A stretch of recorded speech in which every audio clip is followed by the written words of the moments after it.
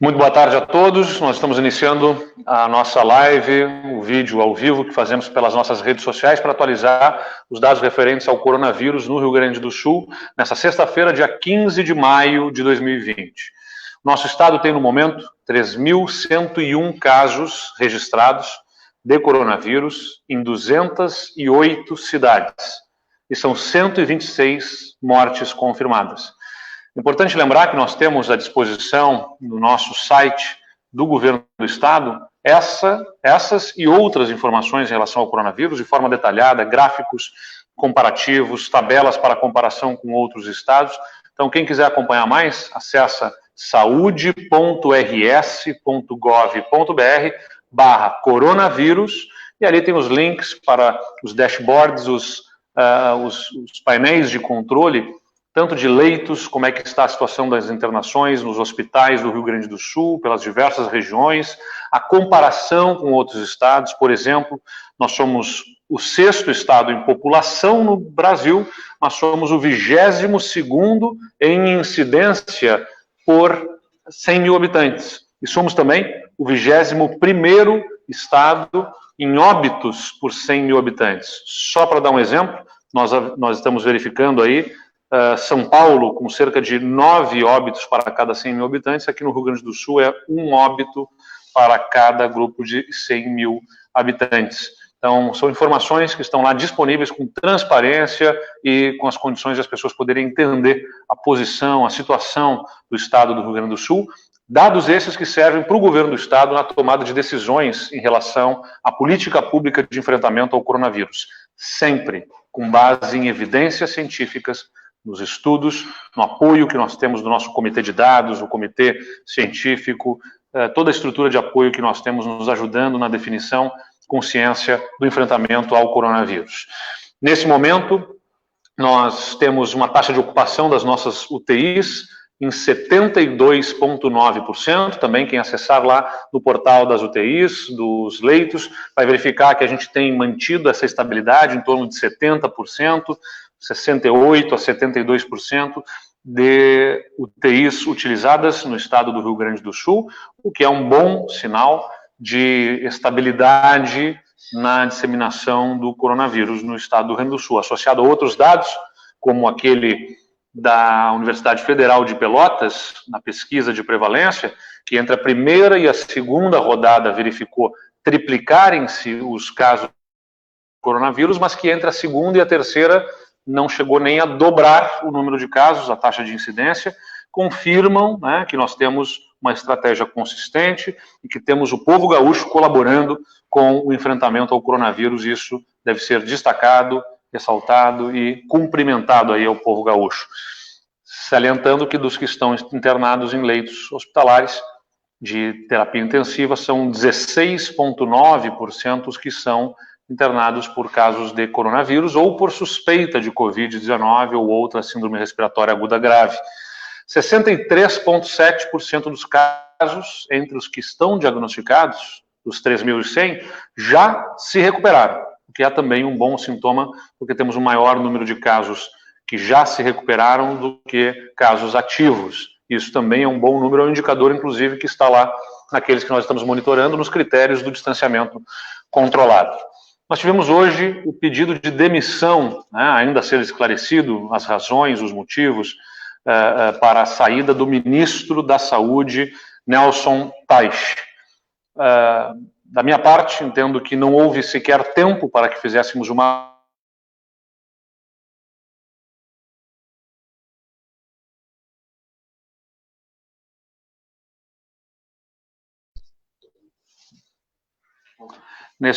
bom, a nossa equipe aqui estava dizendo que estávamos com o sinal oscilando, então é importante salientar, nós tivemos hoje o pedido de demissão do ministro Nelson Teich, ministro da Saúde,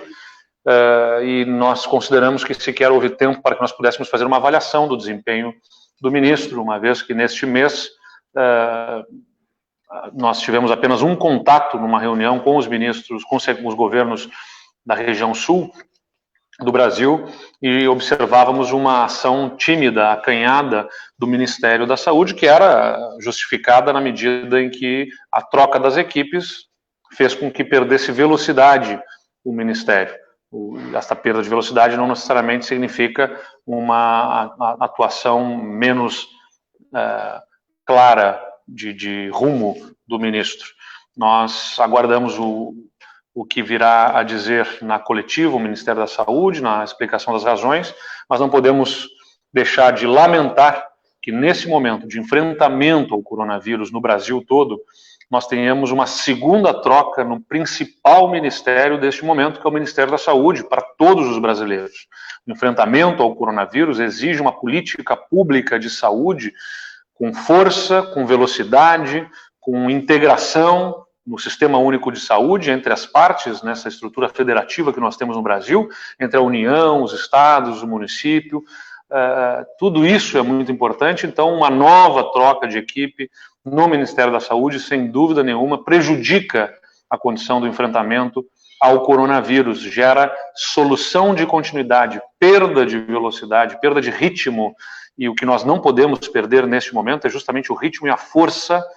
para o enfrentamento a uma doença que está levando milhares de brasileiros a perderem as suas vidas e, evidentemente, milhares e milhões perdendo amigos, queridos, pessoas que querem bem,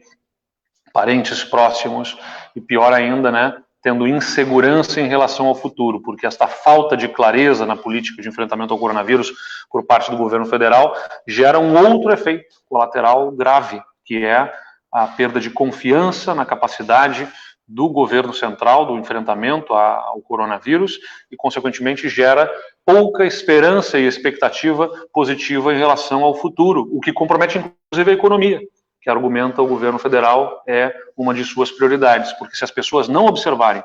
com a atuação do governo federal de forma correta, adequada, clara, transparente no enfrentamento ao coronavírus, não adianta dizer às pessoas para que saiam de casa e voltem a consumir e que a economia se reative, porque o governo federal não estará dando clareza e segurança para que as pessoas possam voltar a uma vida normal. Então é fundamental que o governo federal se alinhe, né, e ajuste a sua política pública na área da saúde, com equipe técnica, com respeito à ciência e com muita integração com os entes subnacionais, como nós fazemos aqui, os governos estaduais, com as prefeituras, com muita troca, com muita conversa, com muito diálogo, com muita construção conjunta, para que nós possamos desenvolver a melhor política pública no enfrentamento ao coronavírus. É fundamental integração e não enfrentamento na federação. Eu lamento, mais uma vez,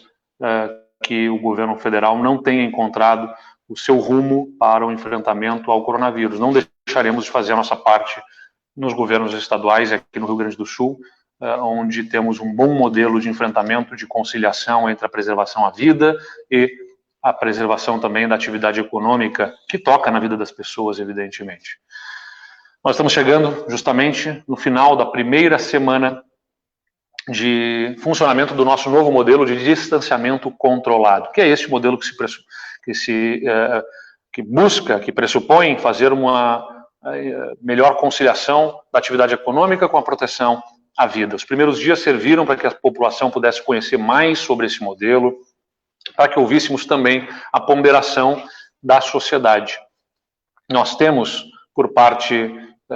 da imprensa, um papel importante na divulgação, para dar conhecimento ao método, aos protocolos, e agradecemos, a imprensa está fazendo isso, ajudando a população a cumprir, a conhecer os protocolos, e estamos ouvindo as pessoas, entidades, como sempre fizemos, as prefeituras, para entendermos o impacto nos seus municípios, nas suas atividades econômicas e refletirmos sobre o modelo e, consequentemente, buscarmos aperfeiçoá-lo, aprimorar esse modelo. Aprimorar, conversar sobre aprimoramento, sobre alterações no modelo, nada tem a ver com fragilizar o modelo, pelo contrário, é robustecê-lo, é fortalecer o modelo para que ele possa, ao máximo possível, refletir as condições de saúde de cada uma das regiões tanto no que diz respeito à velocidade da disseminação do coronavírus, quanto à capacidade hospitalar para o atendimento da população. Por isso, nós estamos ouvindo muito prefeitos, setores econômicos, a população, nas diversas formas estabelecidas, inclusive pela disponibilidade no nosso site, para que as pessoas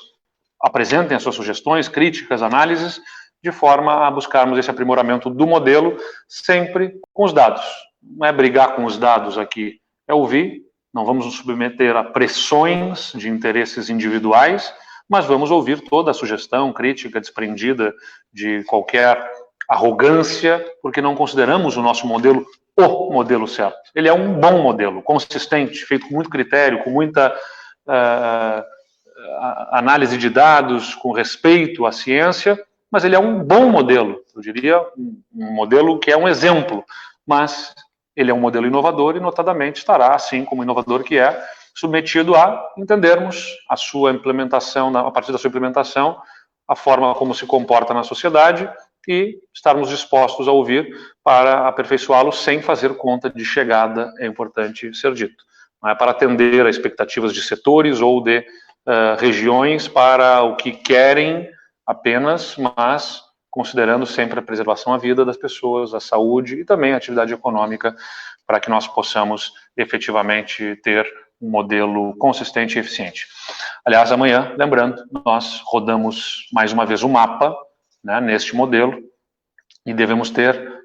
de tarde, nós fazemos todas as análises dos números pela manhã e fazemos uma rechecagem de todos os números, devemos ter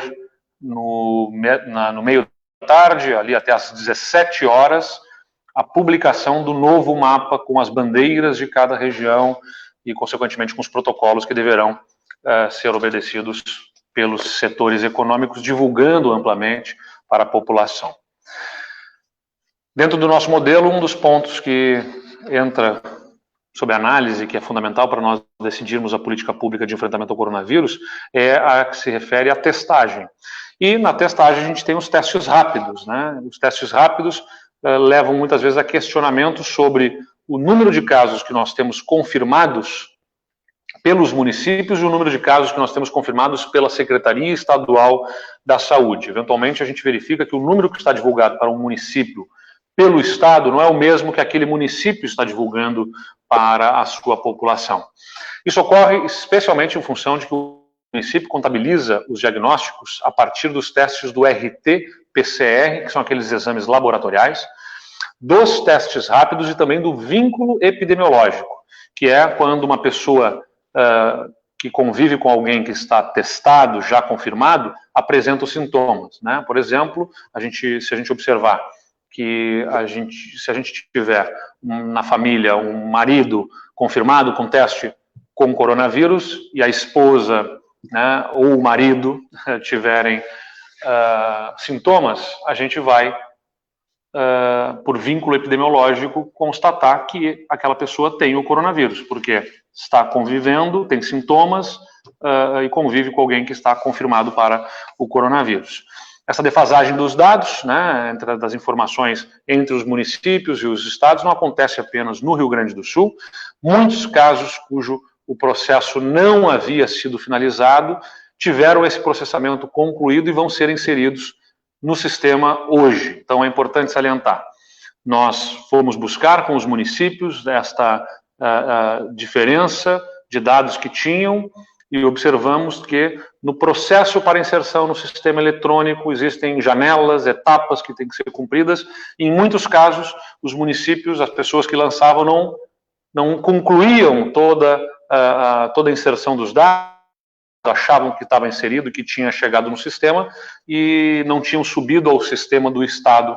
por não terem sido cumpridas todas as etapas de processamento dos dados, do lançamento dos dados neste processamento. E nós fomos atrás, houve um contato com diversos municípios e esses dados estão sendo inseridos agora. Por isso, nós vamos ter uma inserção de um número de testes na data de hoje em função desta busca ativa que fizemos nos dados dos municípios. Uma observação importante é que, relacionada ao distanciamento controlado, os testes rápidos não entram nos critérios da análise das cores das bandeiras no mapa das 20 regiões. Então, esta alteração no número de casos que vai se observar agora, porque tem testes até lá de março que não tinham entrado agora e vão entrar agora no sistema, elas não vão interferir no sistema das bandeiras, mas vamos ter um dado mais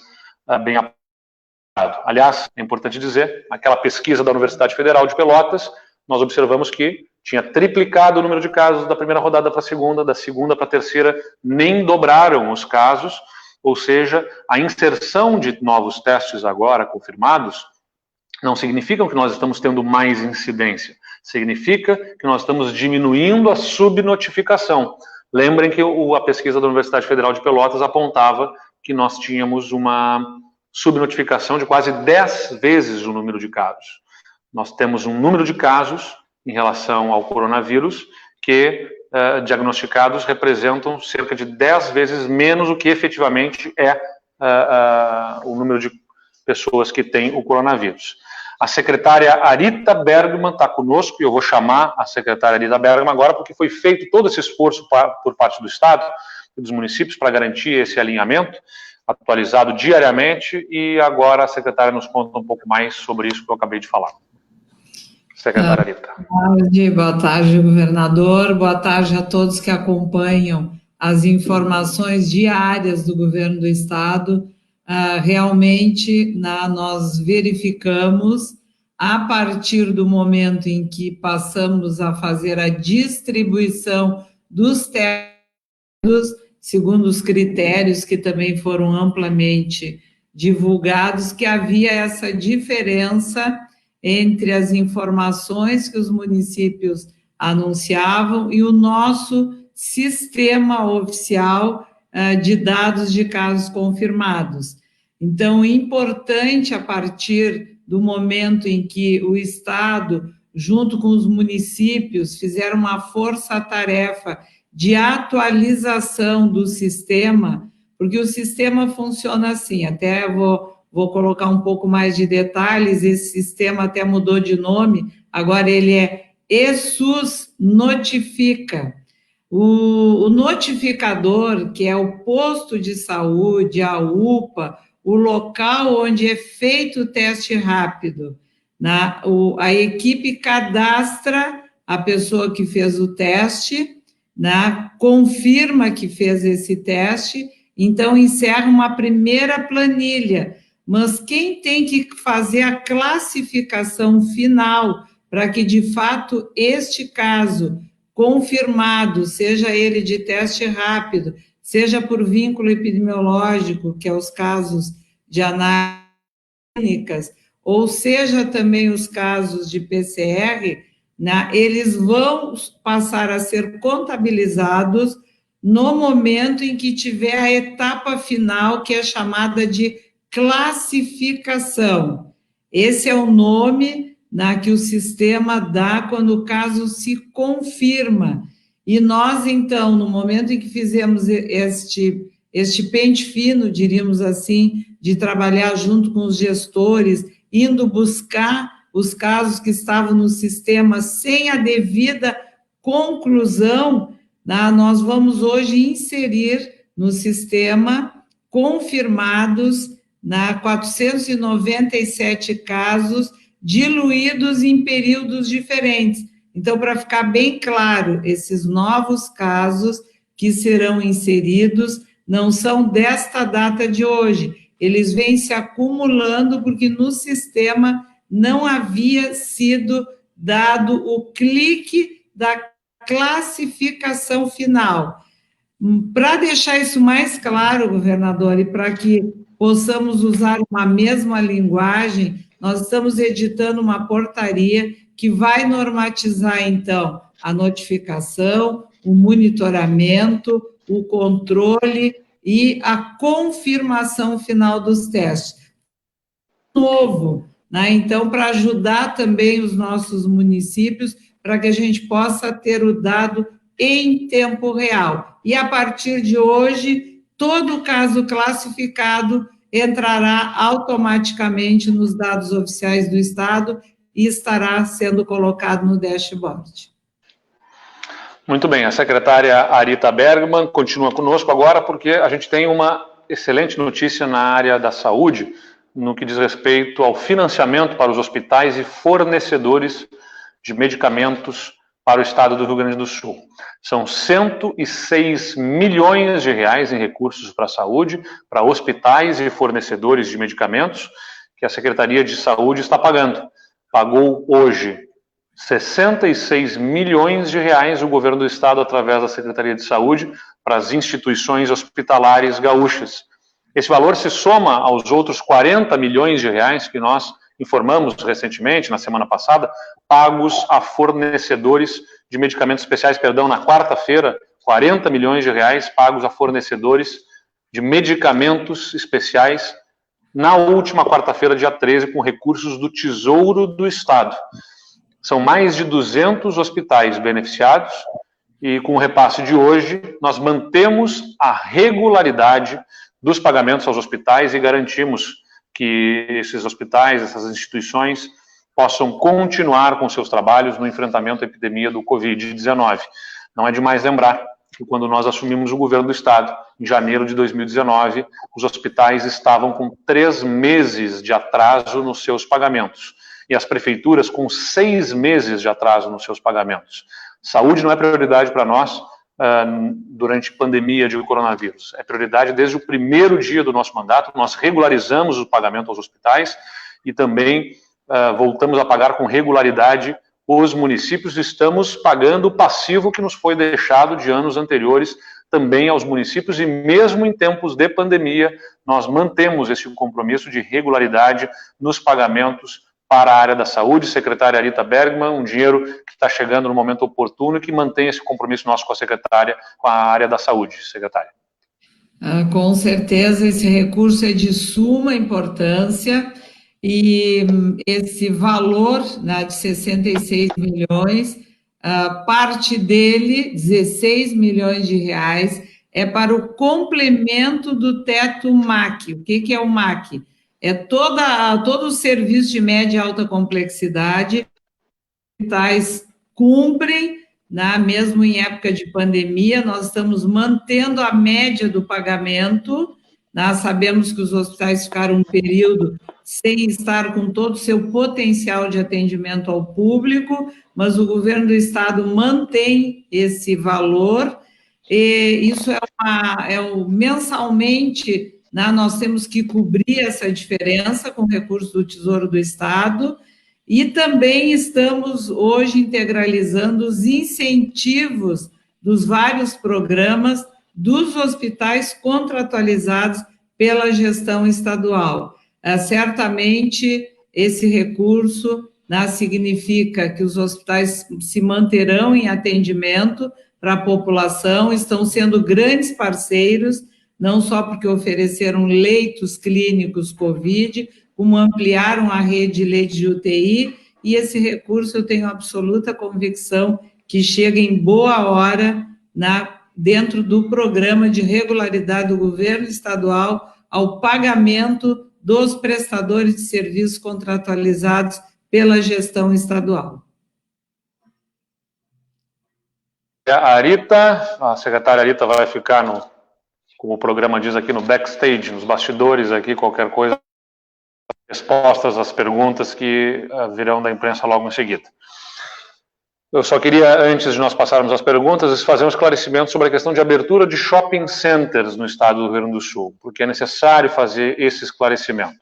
Ontem, a Secretaria de Saúde do Estado publicou no Diário Oficial do Estado do Rio Grande do Sul uma portaria que fixa as regras para o funcionamento e para a abertura, né, dos centros comerciais, os shopping centers. Não é a Secretaria de Saúde que está liberando, e não é uma abertura, uma flexibilização desses últimos dias. A liberação da operação dos shopping centers, nas condições com absoluta restrição, foram definidas justamente no modelo do distanciamento controlado para as bandeiras amarela e laranja. Essa operação já estava prevista, sendo possível, para as bandeiras amarela e laranja, no modelo do distanciamento controlado. A portaria da Secretaria de Estado da Saúde apenas estabeleceu critérios específicos, foi mais detalhada em critérios em protocolos que devem ser obedecidos nesses centros de compras, que parecem grandes empreendimentos, e são como condomínio grandes empreendimentos, mas que são condomínios de pequenos franqueados, pequenas lojas que empregam milhares de pessoas e que, portanto, no modelo do distanciamento controlado, tem a previsão de abertura possível dentro das condições estabelecidas para as bandeiras amarela e laranja, e para sermos ainda mais protetores da saúde das pessoas, nós definimos nesta portaria da Secretaria de Saúde os critérios de funcionamento de forma ainda mais detalhada. As lojas deverão manter fechados os provadores de roupa, porque na manipulação das roupas, isso nós podemos ter maior possibilidade de contágio. Não é demais lembrar, quem acompanha o noticiário vê justamente que mesmo nos equipamentos de proteção individual para os profissionais de saúde, é a hora em que eles mais estão submetidos ao risco de contágio, no tirar os equipamentos. Então, a manipulação das peças de roupas, de vestuário, acaba sendo uma possibilidade de contágio. Neste momento, a portaria, então, proíbe que sejam feitas estas provas dentro das lojas, dos estabelecimentos comerciais. Os serviços de buffet de restaurantes e lancherias, lounges, áreas de recreação, cinemas, teatros, bares e pubs também estão com restrição nos shopping centers. É um conjunto extensivo de exigências, de regras, condições, que também envolve que os estabelecimentos tenham os seus próprios protocolos de contingência. Esta é a nossa forma de garantir proteção à população e a possibilidade de conciliação com uma atividade econômica que movimenta, gera empregos e que é importante na nossa economia. Vamos às perguntas que a imprensa nos encaminha, começando pelo Marcos Graciani, da revista Amanhã, e Luciano Veleda, do Sul 21. Querem saber se o Rio Grande do Sul está sendo devidamente atendido pelo Ministério da Saúde e se podemos comentar as razões pelas quais o plano de isolamento social do Ministério da Saúde não obteve consenso dos secretários estaduais da saúde. Olha, Marcos e Luciano, com a alteração da equipe que se observou lá há um mês atrás, quando trocou o ministro Mandetta pelo ministro Tais, nós observamos o Ministério da Saúde perdendo em velocidade as normas e orientações técnicas que nós sempre observávamos o Ministério da Saúde emitindo como referências para os estados, para os municípios, deixaram de vir. Então houve, sem dúvida nenhuma, uma perda bastante grande já naquela alteração. Infelizmente, a expectativa diante desta nova alteração é de mais tempo com dificuldades de interlocução junto ao Ministério da Saúde. Nós estávamos aguardando, por exemplo, que já nos próximos dias houvesse a habilitação de cerca de 300 leitos hospitalares de terapia intensiva, que nós estamos aguardando que o Ministério da Saúde faça a habilitação. Lembrando que parte desses leitos o Estado já botou para funcionar com seus recursos, e que também os municípios estão colocando. Por exemplo, Caxias do Sul, eu estou indo amanhã visitar lá o Hospital Geral de Caxias do Sul, onde o Estado colocou 10 equipamentos de terapia intensiva, de leitos de UTI, e a Prefeitura, que tem gestão plena, a Prefeitura de Caxias do Sul, está garantindo o pagamento para colocar esses leitos em funcionamento. Mas esses leitos estão aguardando, por exemplo, a habilitação do Ministério da Saúde, o que não aconteceu até o presente momento, e que, infelizmente, pelas trocas de equipes, nós acabamos tendo pouca expectativa de que rapidamente se resolva. Então, nós lamentamos esta troca, a atenção do Ministério da Saúde acaba sendo prejudicada aos governos estaduais e municipais em função disso, E o modelo de isolamento que o Ministério da Saúde tentou implementar, talvez tenha faltado justamente o esforço de pactuação, que foi o que nós fizemos aqui. Nós investimos muito tempo, energia, em reuniões com conselhos, com entidades, com as prefeituras, com associações de prefeitos, pactuando, divulgando, fazendo as pessoas entenderem e se envolverem nesse projeto de distanciamento que nós construímos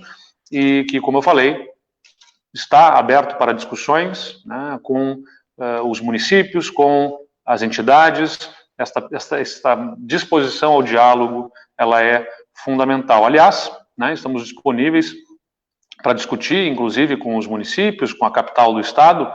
sobre os seus próprios modelos, o que desejarem implementar de modelos adjacentes, né, que complementem o nosso modelo,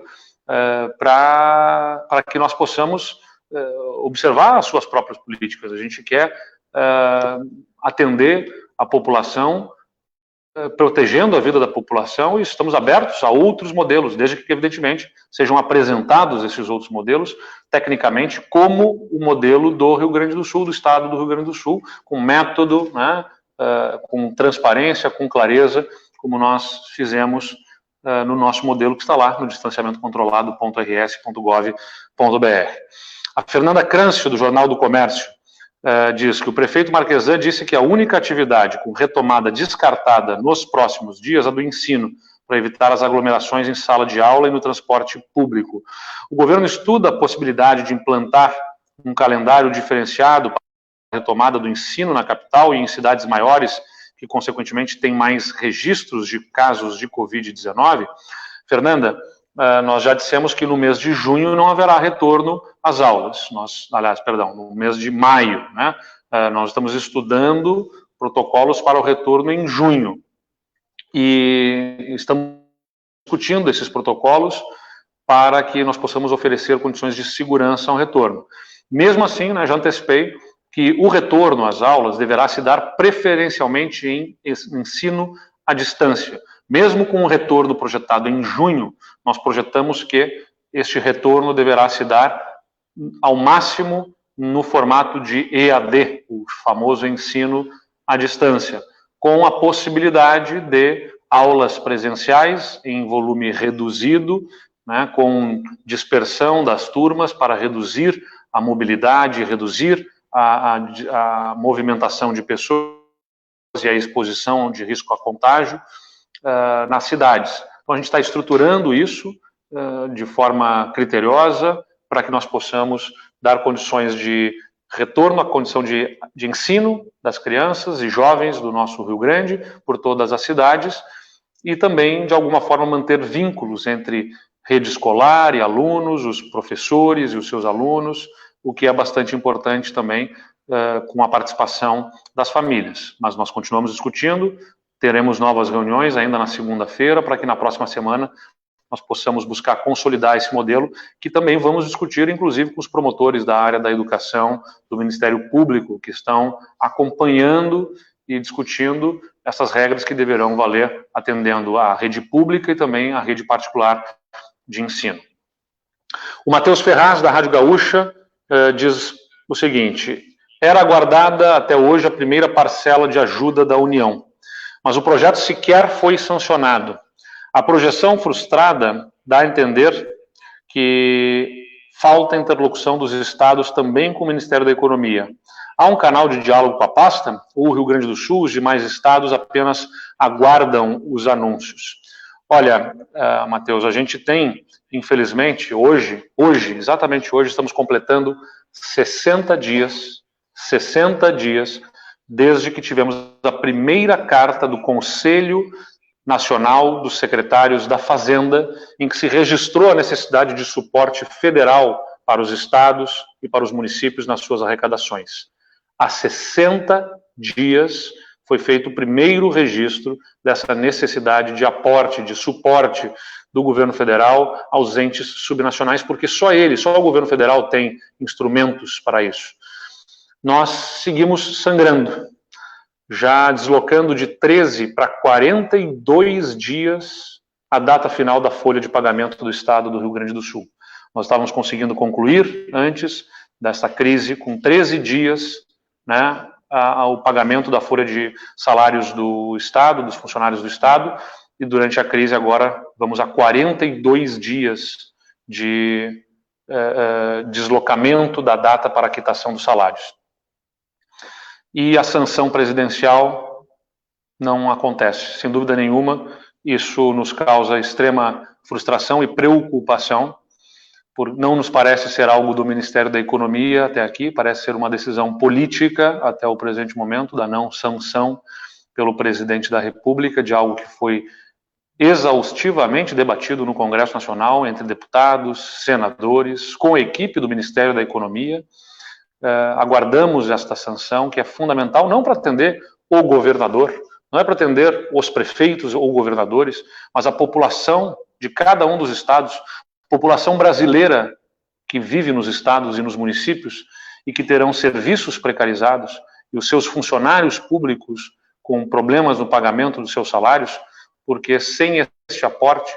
todos acabam tendo dificuldades e quem paga o preço é o povo brasileiro, para quem governa o governo federal e que até agora não esclareceu o porquê desta sanção ainda não ter acontecido.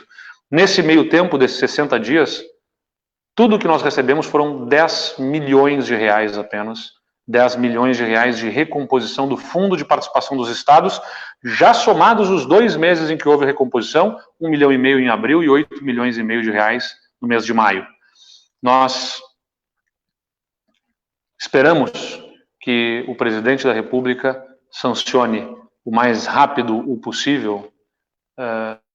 para que nós possamos ter a definição dos aportes desses recursos, até porque já perdemos o mês de abril todo, e a cada dia em maio estamos perdendo a arrecadação. Então há, mesmo que venha o socorro federal, já um desencaixe do nosso fluxo de caixa, que nos faz com que nós tenhamos problemas nos pagamentos dos compromissos do governo do Estado, e que, infelizmente, compromete a condição, inclusive, do pagamento do salário dos servidores. Já foram 700 milhões de reais que perdemos no mês de abril, e rumamos aí para perto de 1 bilhão de reais de perdas neste mês de maio. Essas dificuldades, como eu disse, quem paga o preço não é o governador individualmente, eu, todos sabem, abri mão de parte do meu salário também, assim como estamos observando 20% de queda de receita em abril, perto de 30% de queda de receita em maio, abri mão do meu salário em 30% também, nossos secretários fizeram a mesma coisa. Nós pagamos esse preço, mas quem paga o preço, principalmente, é a população, são os nossos funcionários públicos, e por isso nós apelamos ao presidente que faça a sanção e programe o pagamento deste auxílio emergencial ao povo brasileiro através dos entes subnacionais. Era isso por hoje. A gente amanhã divulga o novo mapa com as novas bandeiras e a gente se reencontra na semana que vem. Muito obrigado e até mais.